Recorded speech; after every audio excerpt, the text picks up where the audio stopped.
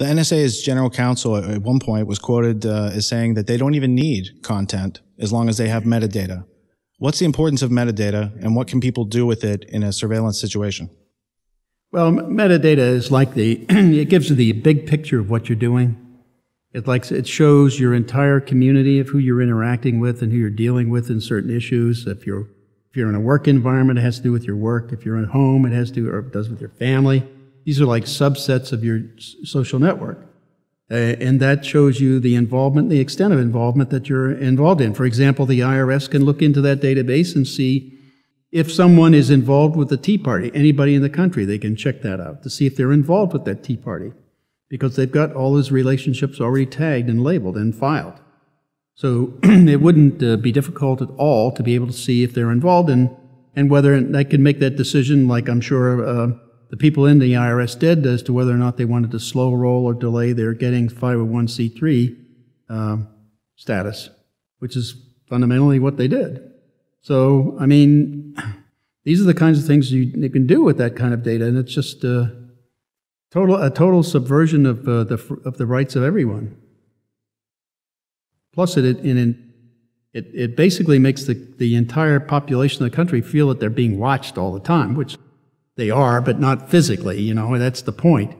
That then affects how they then start changing how they operate, and I refuse to do that. I figure I will say everything I have to say out in public, so that if they want to charge me with something, I've said it in public so that everybody can hear it, not just the collectors at NSA or the FBI looking at it. Can the public resist the tyranny that it doesn't know exists? Well, that's the whole point. You know, first you have to have knowledge of it. You have to have an informed electorate to be able to make a decision politically, and you have to have an informed population for them to make a decision whether or not they want this kind of activity with their government doing this or not. I mean, unless they know for sure. I mean, the government continues to lie that they don't collect content, but they've been doing this all along on everybody that they can possibly get. The Fairview program shows all the tap points that they're using to do that. They're recording all your phone calls. If you're a target, you get transcribed and you're monitored all the time on everything you do and say. And it's all stored and searchable by FBI or DEA or anybody else in the government that they allow access to it. They are accumulating all this metadata on everybody you're related to and storing recordings of everybody else's conversations they can possibly get. So that's how Tim Clementi, ex-FBI agent, could come on CNN right after the Boston bombings and say that the intelligence community and the FBI have ways and means of getting back to a phone conversation that one of the Tsarnaev brothers had with his wife prior to the bombing. Well, the only way you can get back to it is because they've recorded it.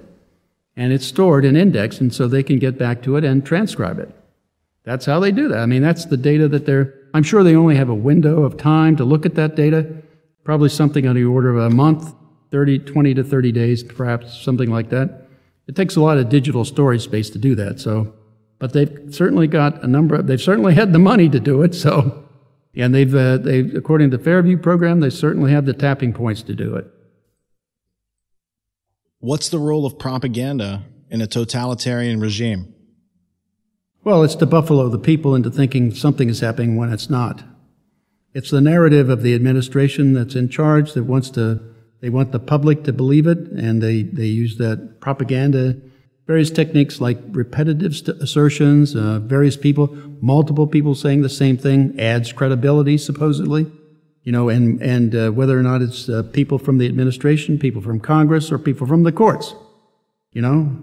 So getting people in multiple disciplines and multiple levels of the administration saying the same thing over and over and over again gets people over time thinking that that's really true, when in fact it's not. What can be done to fix the NSA? We had 21 suggestions that the group of NSA whistleblowers, put together to suggest to President Obama. We sent it in to him and also to the members of Congress, also all the members of the EU, because they're involved too. Their countries are involved indirectly or directly in it. So we sent all that into them, and the two main thrusts of that program was, one, They needed to stop bulk collection and do a focused collection on data to begin with. That is, pull nothing into storage except data that was relevant to specific groups of people or within zones of suspicion around them. Everybody else should be given privacy and just let all their data go by. And so therefore you don't need to build Bluffdale or anything like that. You just need to focus on that unique high-value set of information. Also, you have other rules, for example, that you would use against terrorists. For example, if they have a cell phone or a satellite phone that they're using in the mountains of Afghanistan, you want to look at them to see whether or not they're involved in a terrorist activity or involved in terrorism in one way or another. Or if you have the similar kind of thing happening in the jungles of Colombia or Peru, somewhere in there, well, you might suspect them of being a dope dealer or a member of the FARC, the terrorist group down there. So if you see that, you want to investigate that. So those are the kinds of rules that bring people into the zone of suspicion. But you only bring them in there to that zone and check them out. And once you check them out, you remove them. But otherwise, if you think they're a part of it, then you put them in, but you list all the reasons why you put them in there. Probable cause. Exactly. And the point is, you put the name of the people who are, this is the way we were saying it, you put the name of the person who is entering them as a target, and all the reasons they put down for them to be a target.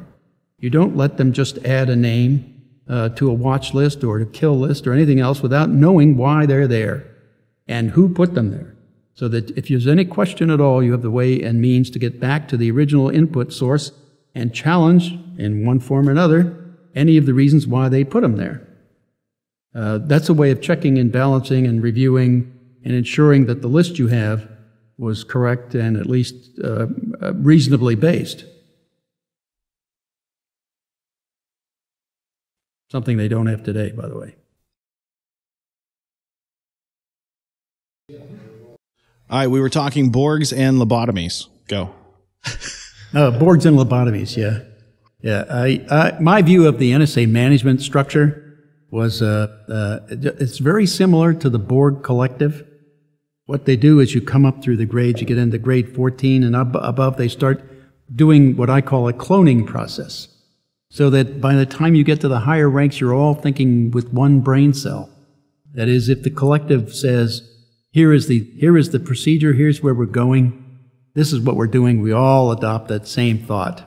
So it basically says, I'm not interested in creativity or innovation that might disrupt the Borg collective thought. So let's all think with this one brain cell. So I basically took the position that the only way to reform NSA was to give it double lobotomies down to at least 5 layers of management, and then move them off to the side, put them in the corner so they can't disturb anything. So that way you can then take the workforce and do something effective and actually solve the problems and move on. But you have to get rid of the management because they're infected with this mentality of how things work.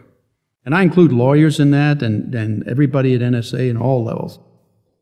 People who say it's legal even though it's unethical, immoral, irrational, Well, they're claiming it's legal because they got a law passed out of Congress that Congress still doesn't realize that even Sensenbrenner, who wrote the Patriot Act, said, we never intended you to be able to do what you're doing with this bulk collection of business records. Well, I mean, that's the violation of the intent of Congress, right there. The guy wrote the Patriot Act, so and he got it passed on that basis. And everything after that's been a distortion, a secret interpretation of this or that in the Patriot Act, and they never come out and tell anybody what they're really doing or what their real understanding or secret interpretation is. That's because they're too afraid. They're cowards. They're hiding behind a secret interpretation applied with a secret court in secret by a secret government. So that's just I just call them cowards for that. Because if they wanted to do that, if they want to change the Constitution, there's a procedure to do that.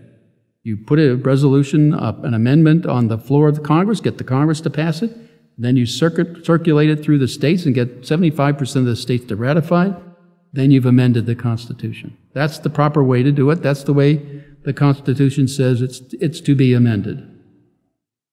Instead, they're doing it in secret. So they need double lobotomies. Singles will not do. Do you have any regrets about blowing the whistle, at least? No, I don't. In fact, I will do as much as I can anywhere I can, so as long as I'm able. I have a couple questions about history, if you don't mind. Sure. The American Revolution, what was the logic behind it? Who did we fight and why? Well, I mean, it came out of George, our dictator, George III, right? Was over in England ordering his troops to go investigate anybody he wanted, have them break into any home, do anything, take anything they want, and those kinds of, and they were taxing without representation and all that too. So it was basically what a totalitarian state does to its population, anything they want, right? So that was the fundamental reason. And then they had these general writs that they would give to the military, the British military, that they could go around and show at any house, anywhere, or any business, and go in and look around, take whatever they want. So that's a general writ, which turned into be a general warrant. That's why we created the Fourth Amendment to bar governments, even the central government, ours too, which is the primary concern, was that our government could not just have a general writ like the FISA court ordered with the Verizon transfer of data on 110 million plus U.S. citizens without being named or given probable cause or anything else. That was a general writ written by our FISA court that should be called into court by themselves and individually explain why they did that and what was the reason for it and their justification to do it. They need their day in court instead of doing everything in secret. NSA spying, how many laws are they breaking every day by doing this to us? Well, I mean, if you don't count the unconstitutional laws they passed to try to make it legal, then they're violating the pen register law for a total of at least 280 million records a day. I mean, persons a day. So the pen register on 280 million plus people every day is being violated. And you can argue the same for the 150 million or so of people who are on the internet. Then you can also say the Electronic Privacy Act is being violated, the Electronic Security Act, all the FISA regulations that were governing telecommunications companies and any communications company, and all the laws that were behind all of that, plus, of course, all the constitutional amendments, First, Fourth, and Fifth, at least. So, and I'm sure if you looked around, there could be any number of others they're doing too, including cover-up laws for covering crimes up, and they're doing that any number of times, day after day after day. I don't know, it's just too many to count. How would you describe the special relationship between the United States and Great Britain? That's the closest international relationship that I know of. I mean, ever since in World War II, of course, we were cooperating together in breaking the German codes, the Enigma code, and also the Japanese JN-25 and the Purple codes. Actually, the British did not break the Enigma code. It was the Poles. And there's a story behind that. The Poles, the way they were able to do it, originally the Enigma encryption was started out to be a commercial encryption for business. And it was started by German companies, and the Poles were manufacturing the device. So the Poles, as they were manufacturing the device, every part in that device would be stamped with a number, and they would shift down. The next part would come and get stamped with the next higher number. So they had a trail record of all the devices they were and parts that they were creating. Well, the Poles, as they were doing it, would move the assembly line down one, but not up the counter. So in fact, they would print two versions of the same numbered part, and then they'd take one of them. So that meant that they had the entire Enigma device, a copy of it, and the Germans down at the end copying or checking off all the numbers as they came down, got every number. So they weren't missing any. So they thought they had them all, when in fact the Poles took away one copy of the device. In fact, I believe the Germans, when they invaded Poland in September 1st, 1939, and overran some of the positions, they found some of the transcription or the decryptions of the Enigma device in that process. So they knew they were being read by the Poles. What they didn't know was the Poles then smuggled copies of those devices out to the French and the British.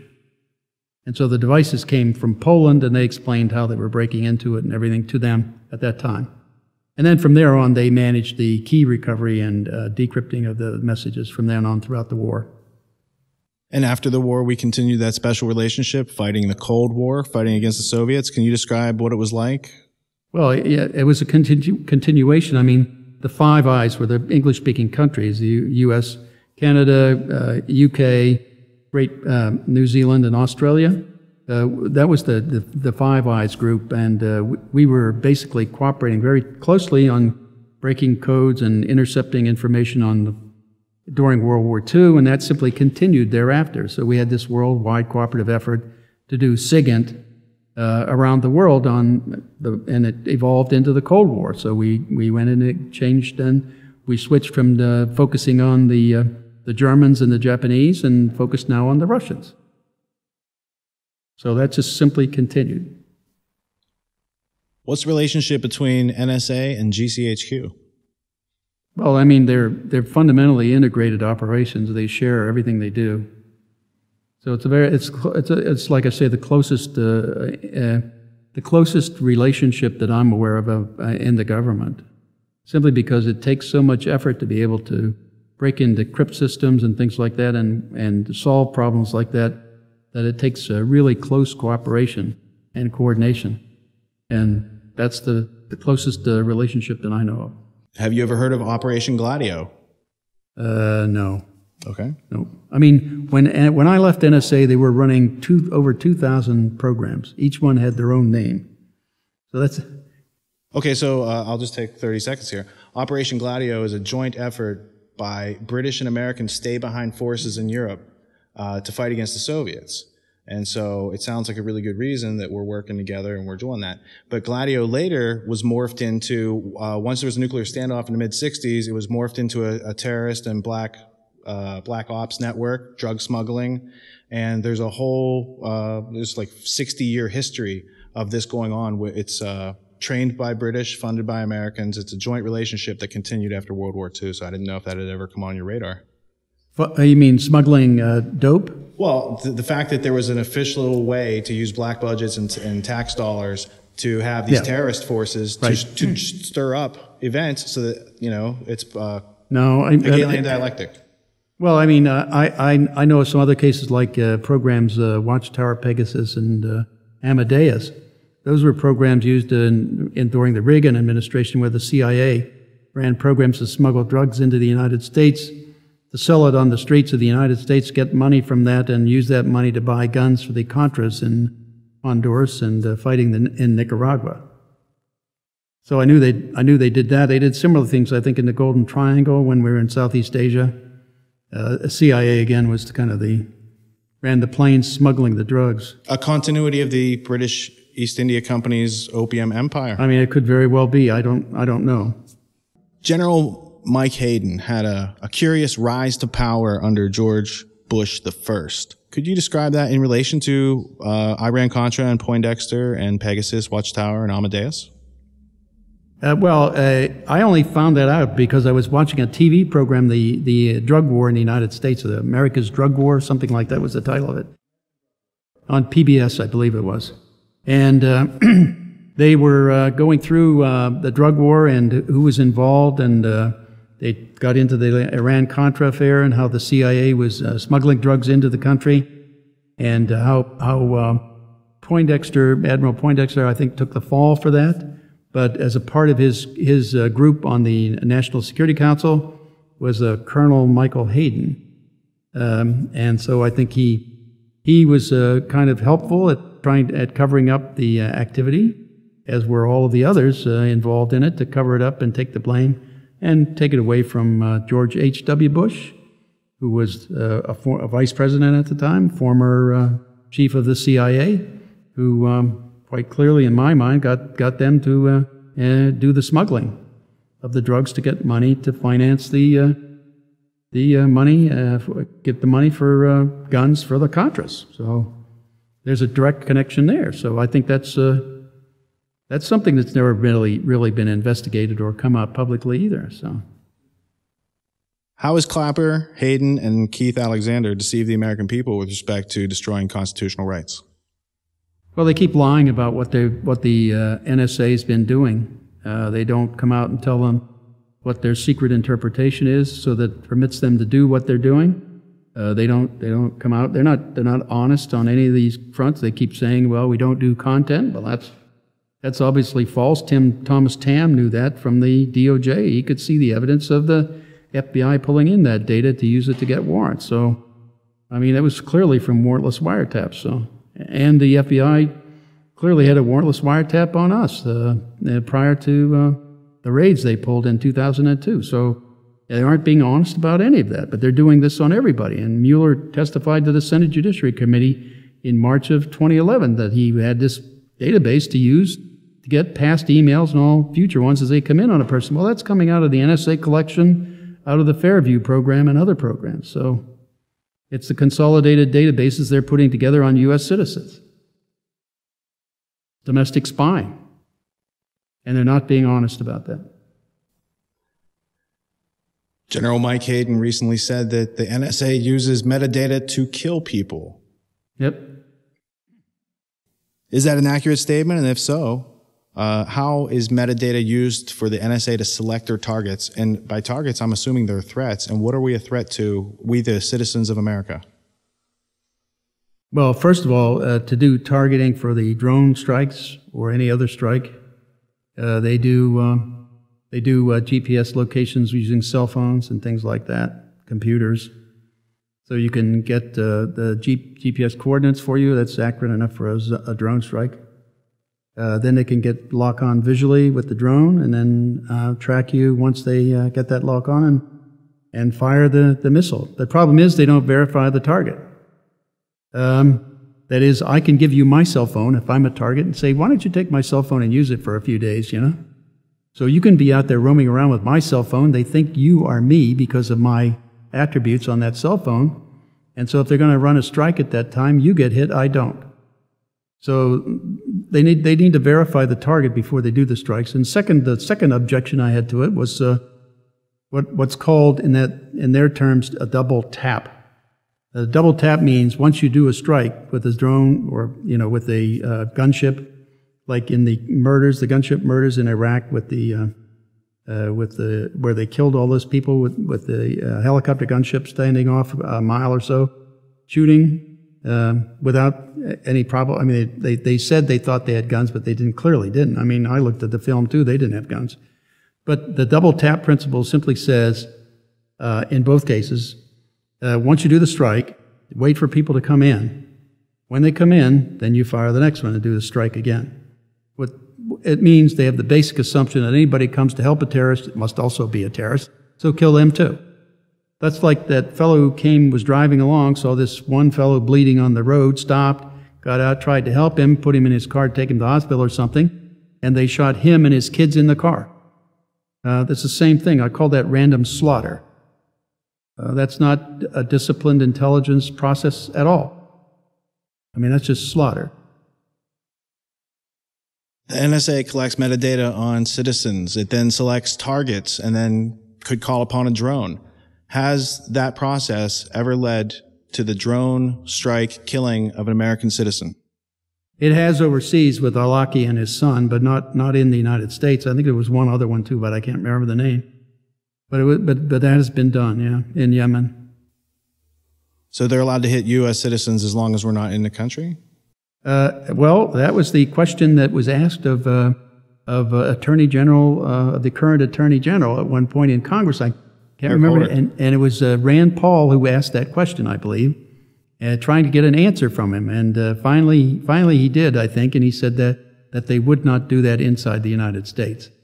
But just the fact that it took him so he had to say it so many times and keep going back to that question says that even that answer is in question. So I'm not sure where our government. You see, you can't trust our current government. They just don't tell you the truth anyway. They'll say, well, we had this secret interpretation. Congress passed the law. We had a secret interpretation, but they passed it again, so they must agree with our secret interpretation. You know. when in fact the words in the law don't say what they're doing. So it's all hypocritical, and they're all basically criminals in my mind. In a post 9/11 world, the idea of being spied on is no longer surprising. It's because we need to preserve our freedom and liberty in this country, and we have to lose our privacy. And that rhetoric has been out there for 13 years. The Snowden leaks led to a lot more clarity with respect to what it means to live in this post 9/11 world. And NBC News recently published Inside the Mind of Edward Snowden with the headline, "Exclusive: Snowden docs show British spies used dirty tricks." And when you read into it, it's about this group called the Joint Threat Research Intelligence Group, or JTRIG, which is part of GCHQ. If you're familiar with JTRIG, could you tell me a little bit about it? I'm not, so I can't, but because that happened after I left. I mean, I haven't been there for 13 years, so a lot of water has gone under the. But I'm reading up on it on the Snowden material, but I don't have any firsthand knowledge of that. So one of the documents that was related to that was a GCHQ Five Eyes document that had a picture of a guy holding up a picture that said, "I'm not trying to impress you, but I'm Batman." And it was titled "The Art of Deception: Training a New Generation of Online Covert Operations." And again, this is something that's coming out of JTRIG and GCHQ in a alliance with the NSA's programs, at least. So those were some of the things that I thought were interesting. I'm sure if you look into these types of things, they didn't happen when you were there, but I think you could see how the history that occurred while you were there has led into bigger and badder ways to spy on us in a more comprehensive manner. Yeah, well, that's a typical way that FBI would do entrapment procedures. They would try to entrap people by pretending to be who they weren't, and soliciting things. That's fundamentally how most of the cases that they say they've stopped have been stopped. I mean, it's people they solicit to do terrorism. When in fact the Leahy Committee, the Senate Judiciary Committee, querying the NSA, Alexander and all, said they started out saying, first of all, that the program, meaning the domestic spying program, prevented 56 terrorist attacks in the United States. And then when they were challenged by the committee over and over again, they finally boiled it down to one. And they said, well, we got this fellow who transferred $8,500 to Al-Shabaab in North Africa, and that was one that this program stopped. Well, if the one end is in North Africa, that's not a domestic collection issue. So the answer is really zero. So their claim that this prevents terrorist attacks is absolutely false. It has prevented zero. All it's done is given the FBI a treasure trove to look at for persecution or arresting anybody they want. That's what it's done. And that's the big user of it. And those are the people who aren't even monitored by the courts as to how they're using the data. It's all, if you've listened to all the rhetoric coming out of the administration, it's all about the analysts at NSA, when in fact they're not the real problem. The real problem is FBI and DEA and DHS and IRS.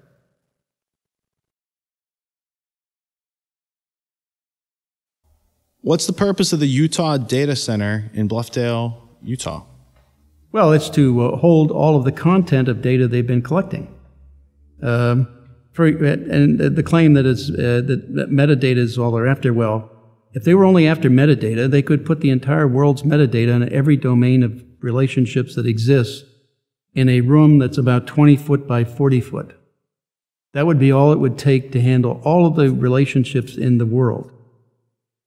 You put up 8 to 10 foot racks and load the racks up with a thumb size thing can hold a terabyte now. You put thousands of them up there in each rack, and then rack after rack after rack, and you can pretty much and you use the condensed version of a graphing technique, and so that puts the graph together on any domain in much less than one rack.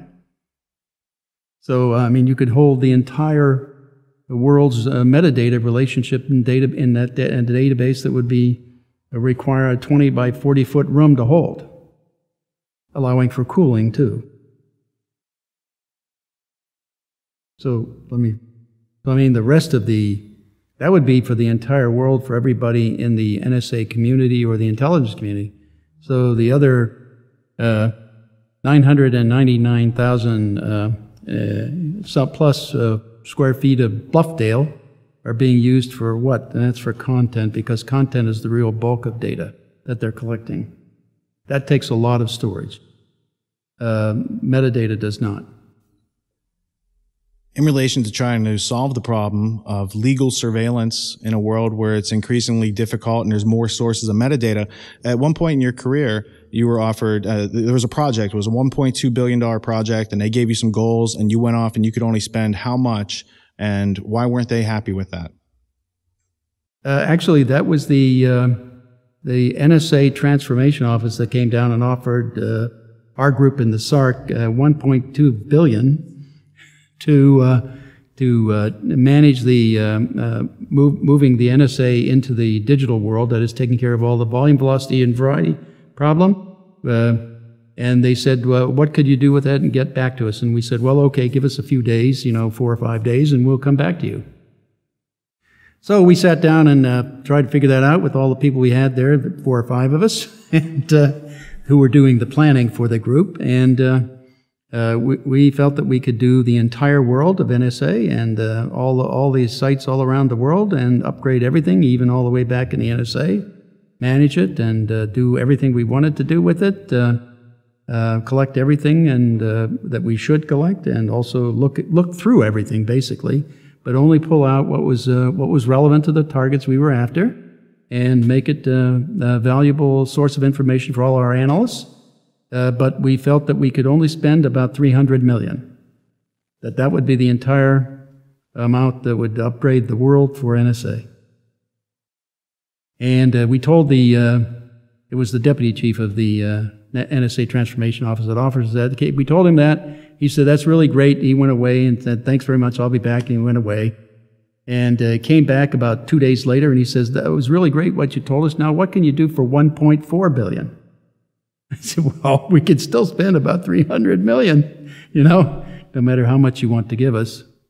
I mean, we could probably try to think of other programs to run and do, or things to upgrade capabilities and infrastructure, maybe a building or two, I don't know, whatever would be needed logistically, that kind of thing we could do.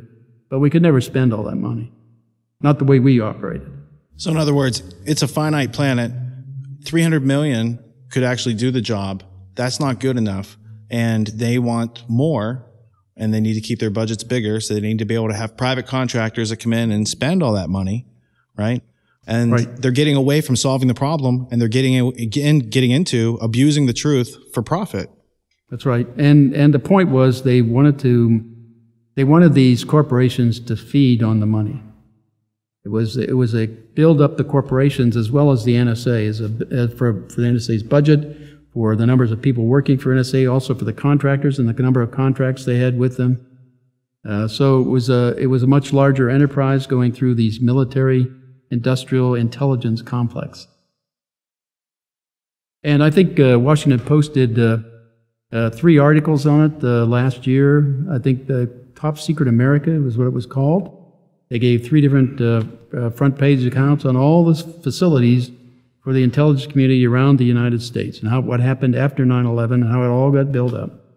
And that shows you where all the money went to do this. It went into the pockets of contractors. And even though Poindexter's Total Information Awareness was shut down because it was just too obvious, the same plans that DARPA came up with appear to have just continued on with other projects. It was ongoing at NSA, and it was just to test the waters to see if they could do it openly. And that told them they couldn't, so they continued in secret. And they're still trying to keep as much of it secret as possible. I mean, even in the Reuters article that came out about the parallel constructions and how they used the NSA data to arrest people, one of the federal agents in that quote gave a quote to one of the Reuters reporters. He said, "This is such a great program. I just hope we can keep it secret." Well, that's our secret government in operation. Can you compare and contrast the surveillance state under Bush versus Obama? Yeah, it's only gotten worse under Obama. I mean, the expenditures are greater, the facilities are greater, the collection capability is greater. Everything's getting worse. And they're going after more and more data. They're going after Facebook. Treasure Map is the latest one. They're trying to map every device in the world that people use to communicate with, so that they can monitor it and where it is all throughout the day by day. So it's like having all the machine access code numbers and all of the phone numbers and all of the IP address, permanent IPs, as well as temporaries as they're used, or IMSI or TIMSI kind of combinations that they're used for phones. So, I mean, that's there for them, and they want to compile that and monitor that throughout the day, every day, on everyone. Can you describe your frustration and disappointment in the post 9/11 world insofar as people being tricked into trading their liberty for the illusion of security? I guess my my frustration is why I couldn't get through to government, members of government in the House, Senate, or in the judiciary, or in the administration, or in the Inspector General's office, or anywhere, to actually start to realize what they were doing is stand up and say something against it openly.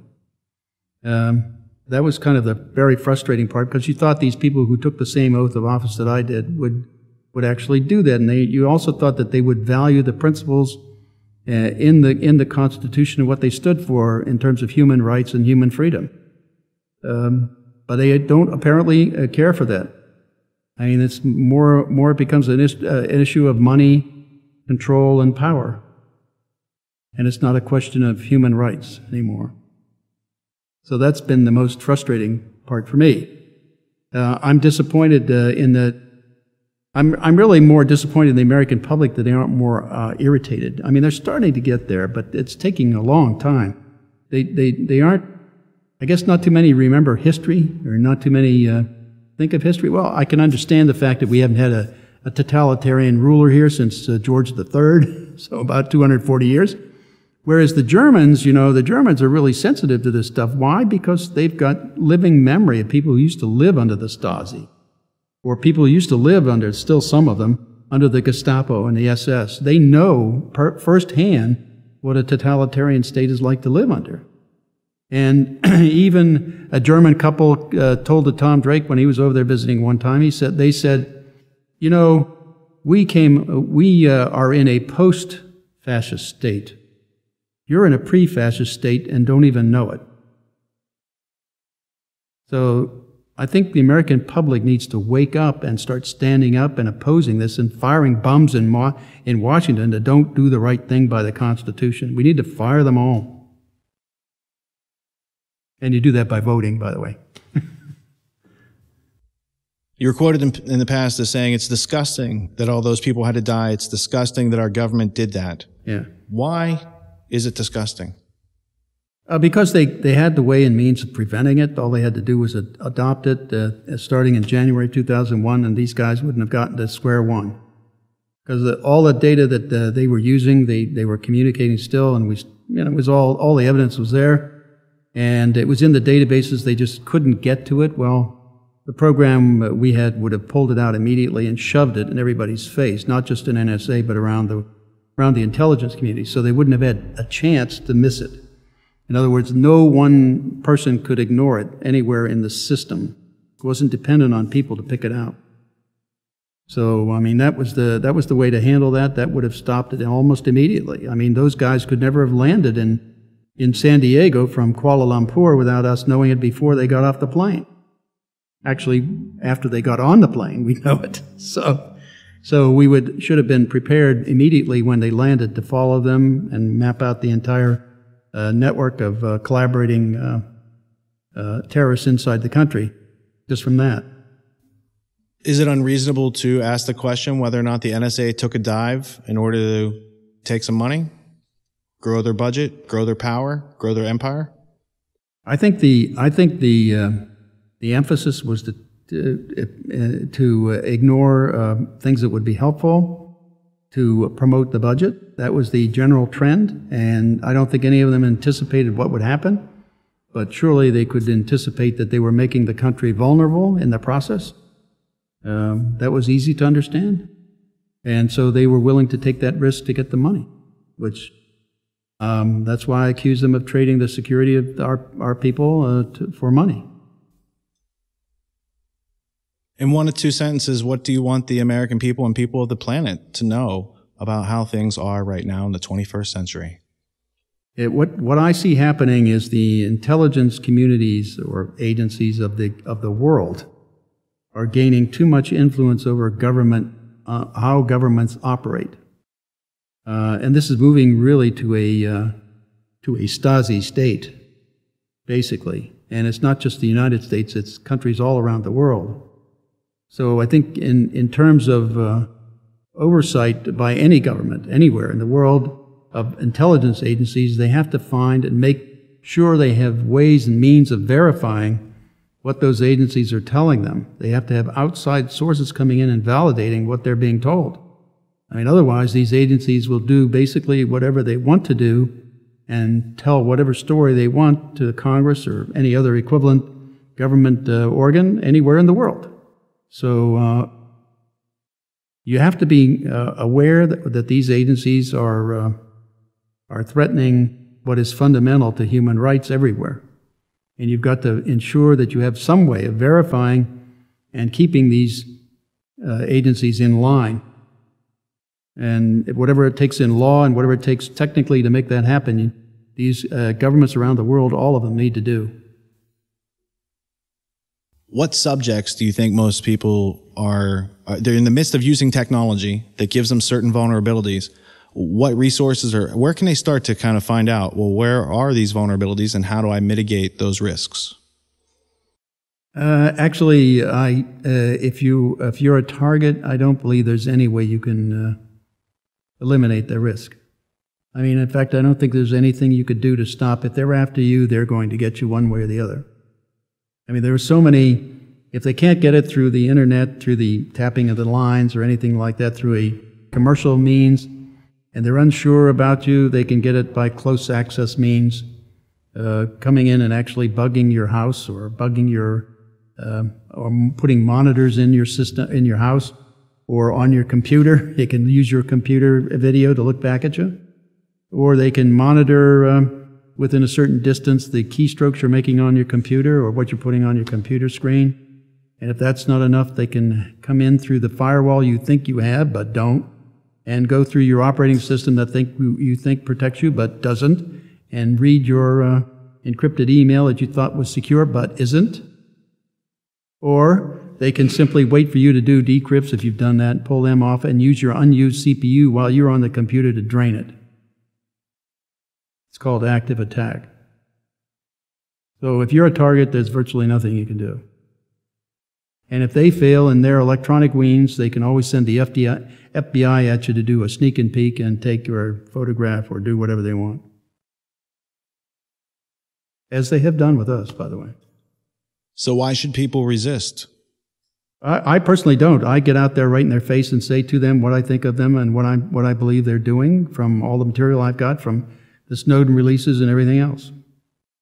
So I mean, in fact, after I started doing that, Director Clapper came out and said no former or current employees of the intelligence communities are permitted to discuss any of the Snowden material. If they do, there's going to be administrative action. What's that mean? It take away your clearance. Well, they've already done that, so I've got nothing to lose there, and I've got my First Amendment right to speak about anything in the public domain to stand up for, and that's what I'm going to do. And that's what I told him at the National Press Club, that I will not give up my First Amendment rights for anybody, and that includes Director Clapper. With regard to ensuring that history no longer repeats and we don't end up with our own Gulag archipelago and none of us have to be a Solzhenitsyn in this country, what do you have to say to the audience in America who can't believe that their government would ever do anything like this to them? What can you say to wake them up? You mean beyond what I've already been saying? You know, I really don't know. I've been trying to make it clear to them that they're all in jeopardy. Certainly we are a case in point. Jim Risen is another case. I mean, plus the entire reporting pool of reporters anywhere in any industry, in news as well as in video or TV, radio, or in print. They're all in jeopardy, and that's what the government here is trying to silence. They're trying to keep reporters from being able to investigate things, and that's a straightforward violation of the First Amendment, freedom of press. But it's also it says what they're doing is that they don't want the public to know what the government, are doing, and that's that's the total flip of what our entire foundation, the founders of this country, had intended, and our entire process is. The Constitution and all the amendments is set up so that the people are supposed to know what the government's doing. The government's not supposed to know what the people are doing unless they show probable cause and in a court of law. And that has all been scrapped. I mean, we're no longer abiding by that, and they don't have the courage to come out and say that. They don't have the courage to come out and say, this is what we're doing and we want your approval, public, to do it. You know, because it's just totally against all the founding principles of this country.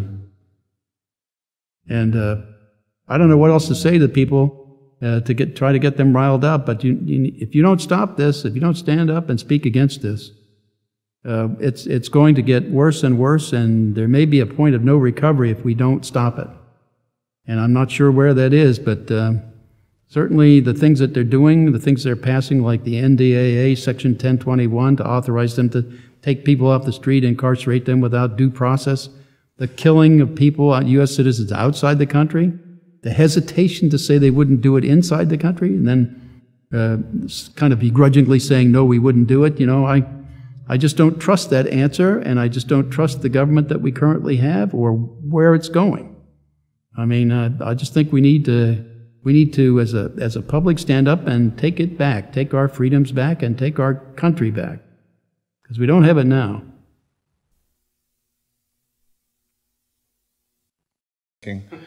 Bill, is there a question in your mind that I should have asked you that I didn't? I was going to email you and say, hey, no, I think after all these interviews, somebody didn't ask you a really good question. I want to ask that question, but I didn't want to send it because I didn't want to invite the NSA to comment. They might have answered it for me, yeah. Right? A little insert there, you know. Like, go to hell, I can't make it, or something, you know, they might have said that, right? No, I don't, I think you pretty much covered it. Like I say, you had a pretty good list there, so. Then you're off the hook. Thank you so much.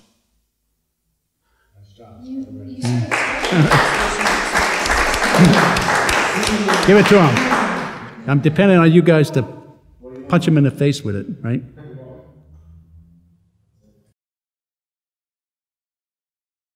So that was the game they played.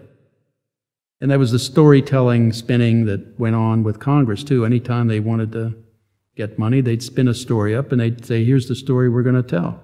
Everybody line up, this is the story.